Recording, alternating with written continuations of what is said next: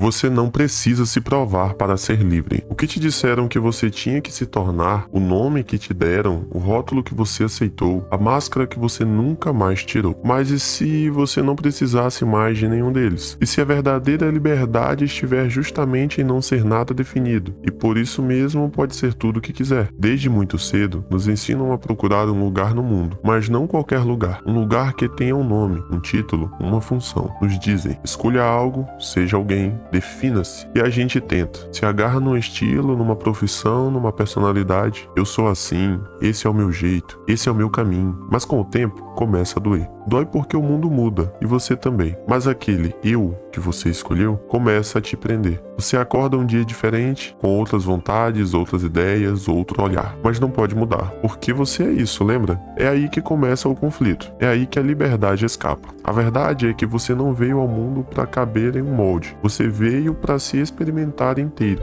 Ser forte num dia, sensível no outro. Ser racional numa fase, impulsivo em outra. Se perder em você, se encontrar de novo e nunca deixar de se mover. Bruce Lee dizia, seja como a água, porque a água não tem forma fixa e por isso ela cabe em qualquer lugar. Se adapta, escorre, molda, invade, preenche e se transforma. A água é livre e é essa liberdade que a torna poderosa. Nietzsche dizia, torna-te quem tu és. Mas como alguém pode se tornar o que é se vive tentando ser algo fixo? É como querer dançar com os pés amarrados, querer crescer dentro de uma caixa. Você não precisa se definir, precisa se permitir. Permitir ser leve, permitir mudar, permitir que o vento te leve para lugares que você nunca imaginou que existiam. Pensa em personagens como Neo, de Matrix. Ele vivia como Thomas Anderson, um homem comum, com um trabalho comum, até que decidiu largar tudo o que achava que era para descobrir quem realmente podia ser. E ele só se tornou o escolhido quando aceitou se desfazer daquela identidade antiga. Ou então o cavaleiro da triste figura,